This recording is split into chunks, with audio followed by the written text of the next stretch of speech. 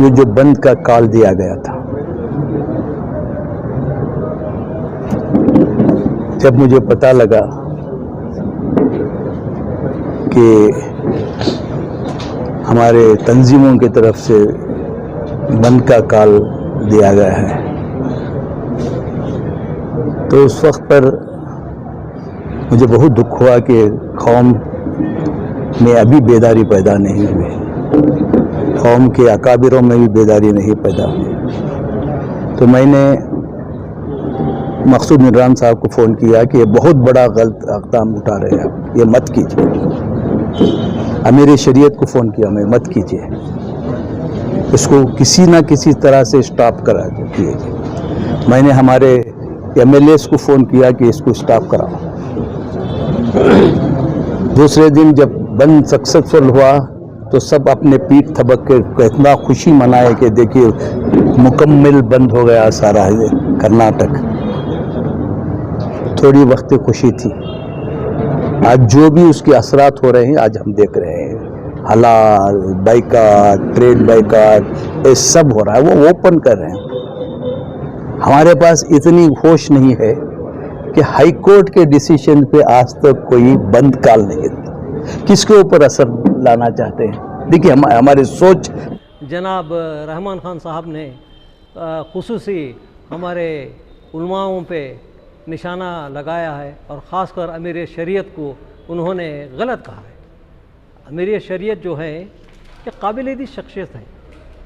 बंद के बारे में हो के ज़माना हो गया, ऐसा बंद जो कर्नाटक की हिस्ट्री में पहली बार अमन के साथ हुआ।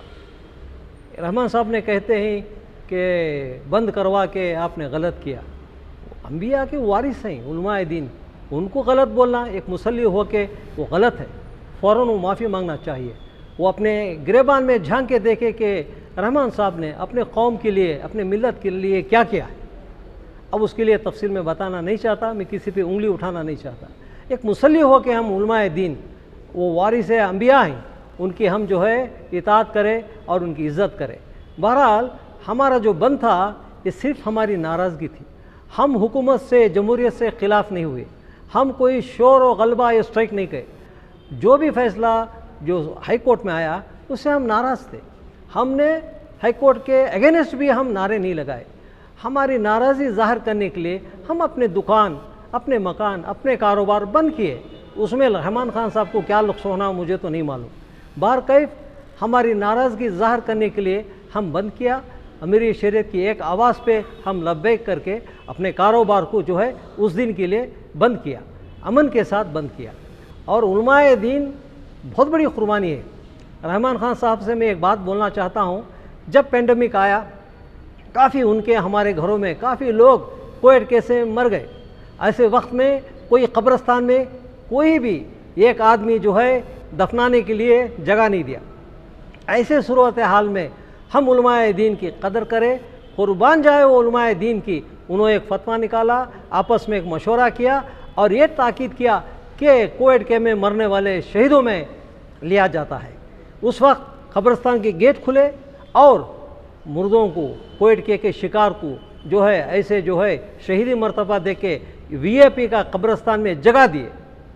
ये सब भी जो है उलमाए दीन की कुर्बानी है, उनका नतीजा है। हम वो हमारे इमाम हैं, हम उनके मुसल्ली हैं, बाकायदा उनकी इज़्ज़त अफजाई करें और माफ़ी मांगे। नहीं, कुछ देर की खुशी हुई, कुछ देर की तसल्ली हुई, लेकिन मसाइल कई पैदा हुए।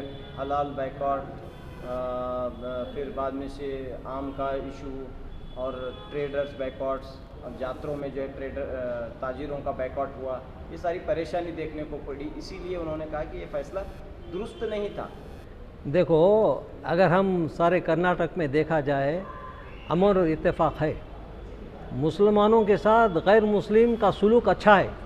मेरे पड़ोस में 90% जो है गैर मुस्लिम रहते हैं, लेकिन हम आपस में बहुत क्लोज़ हैं। कोई भी अपने घरों के पास, अपने नेबर में कोई भी गलत नहीं कहता। कुछ चंद शरपसंद लोग ये जो है नाइत्तेफाकी फैला रहे हैं, उसके लिए गौर व फिक्र करने की ज़रूरत नहीं है। अभी भी हमारे जो है कर्नाटक में ख़ासकर इत्तेहाद और इत्तेफाक है।